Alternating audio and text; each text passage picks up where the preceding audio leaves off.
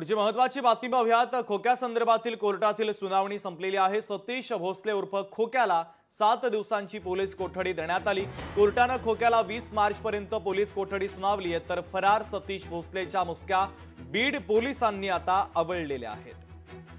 तर खोक्याची medical taste देखील करण्यात आली, त्यानंतर त्याला शिरूर कोर्टामध्ये हजर करण्यात आलं होतं। बीडमध्ये उच्छाद माजवणाऱ्या सतीश भोसले उर्फ खोक्याला अखेर पोलिसांनी खाक्या दाखवलेल्या आहेत। त्याच्यावर 4 गुन्हे दाखल आहेत, त्याला पोलिसांनी अटक केलेली आहे।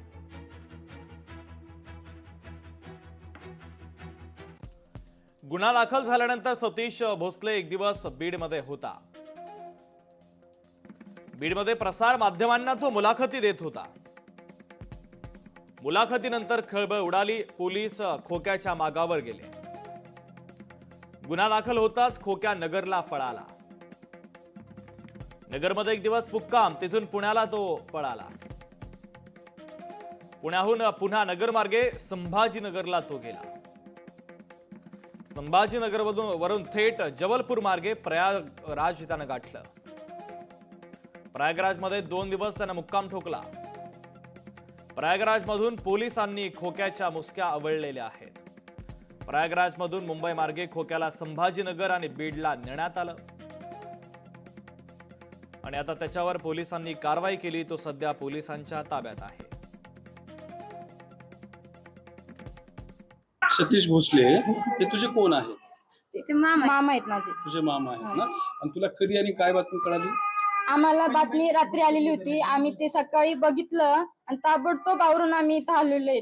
घरदार जाऊन टाकलेले आहेत, लहान मुली आहेत त्यांच्यावर पण अन्याय झाला, त्यांना हाणलं गेलेलं आहे आणि ते आता बीडच्या रुग्णालयामध्ये आता आहेत, दवाखान्यात आहे। हे आम्हाला माहिती भेटली, त्यासाठी आम्ही इथं आलेलो त्यांना बघायला की त्यांची परिस्थिती काय आहे।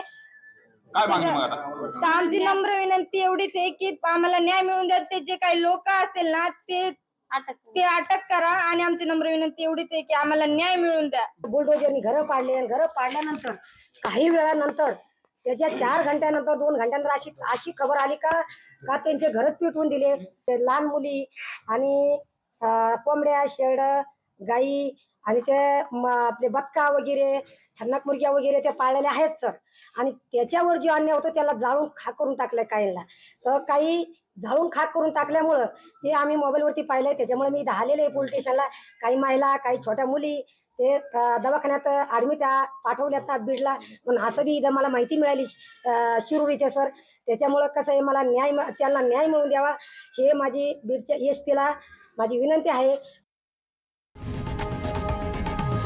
लोकशाही मराठी ऐका, पहा, जागरूक रहा।